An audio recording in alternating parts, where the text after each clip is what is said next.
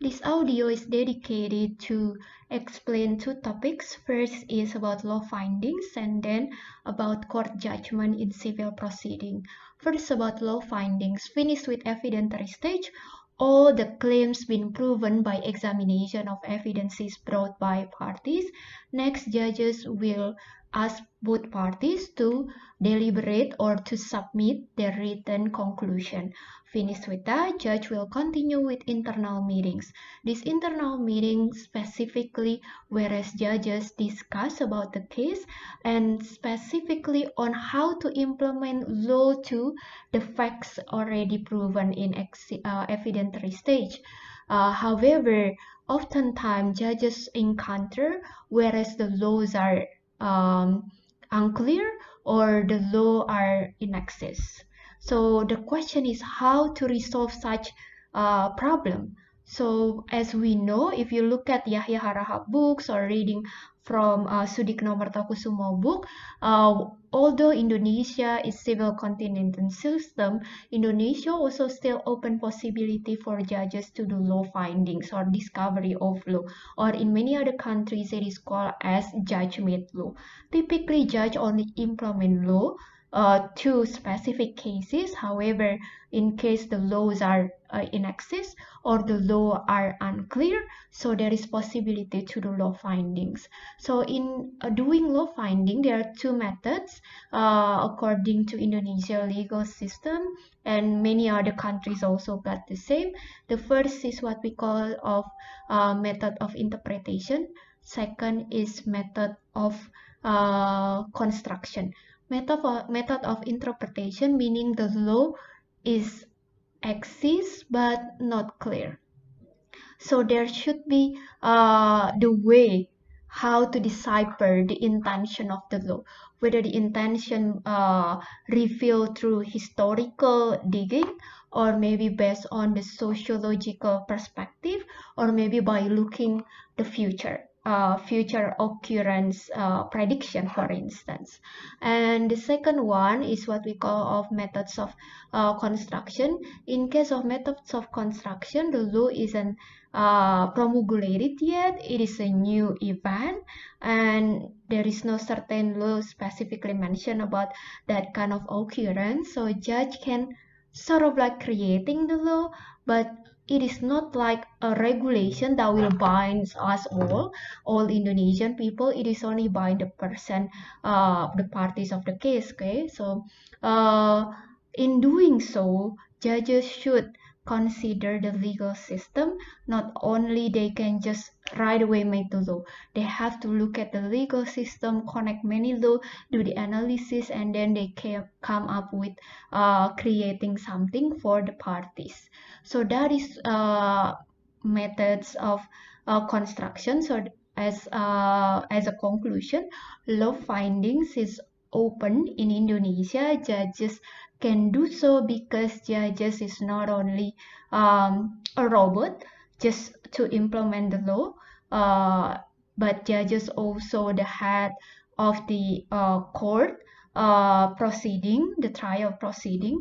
In that sense, judge have to be able to serve for justice for both parties. In doing so, law finding can be a shortcut to in order to solve problem occur because of the law is in excess or if the law is unclear.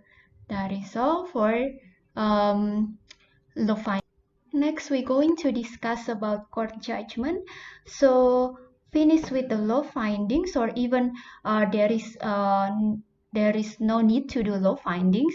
Judge can just implement the law to the facts proven, and then next judge, the presiding judges will write on the court judgment itself, and finish with that they will do the deliberation of court judgment in open trial.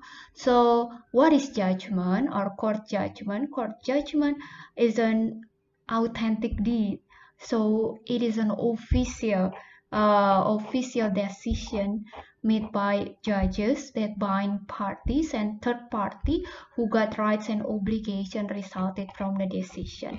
So we already discussed what is what we call as authentic deed, meaning it can have its force of proof. We're going to discuss that further. So next, after this, we're going to discuss specifically on the types of judgment so that we can pinpoint. If I give you a hypo case and then I ask you what types of judgment should judge render, for instance, then you can point out what types of judgment are relevant to that situation. So if you look at my PowerPoint, you're gonna see that there are types of judgment based on the content, the nature, and then the prior sense of the party. Those are, we already discussed that. If you still remember your discussion with Bu Herliana during the course of trial, there is types of judgment. After evidentiary stage, we're going to focus with the fourth one, the moment when the judgment render. So typically, if the case is ended after evidentiary stage, judge will render what we call as vonis in Dutch language, or in bahasa is putusan akhir, or many people use the word putir, putusan akhir, right? This is to end the case, okay? So it's different with interlocutory judgment or putusan vonis. So in bahasa called as putusan sela. So what's the difference? Putusan akhir is rendered by the end of the trial session to settle the case, whereas interlocutory judgment or putusan sela is rendered during the course of trial in order to enable the process of trial. So that's the difference, okay? So interlocutory judgment not to settle the case, only to enable the court process. Interlocutory judgment, there are four types: preparatoire, intellectoire, incidental, and provisional. So you can check on the explanation on my PowerPoint. So when I ask you, for example, there is a divorce case, what types of interlocutory judgment, when the lady or the wife and ask for matrimonial support, financial support during the course of trial. So the answer is she got to ask provisional interlocutory judgment. Okay. If in the case of one of party want to raise a new evidence, for instance, to be submitted to the court, what types of interlocutory judgment, then you have to check on my PowerPoint. So as there are four types of interlocutory judgment, go find the one that is dedicated to enable process of evidence, such as for new types of evidence, such as dissente, for instance, where judge ordered to do so, judge should release what we call or render what we call as putusan interlocutor or interlocutor judgment. So that is all about types of judgment according to when the judgment release. Next is the force of judgment. There are three types of force. First is legally binding force. As I mentioned, it binds people, parties, the people, parties involved in the case, plaintiff, defendant. If there are two more parties, then third party also be bound by the decision, and also third party the rights and obligation based on that, also joint defendant. Next is the second force of judgment is what we call as force of proof. As I mentioned, judgment is an authentic deed, so it is full, strong, and binding evidence, but still open possibility countered by other evidence. Unless proven otherwise, it should be bind judge as valid. Next is Exo Cultural Force. We're going to discuss further about this on next audio.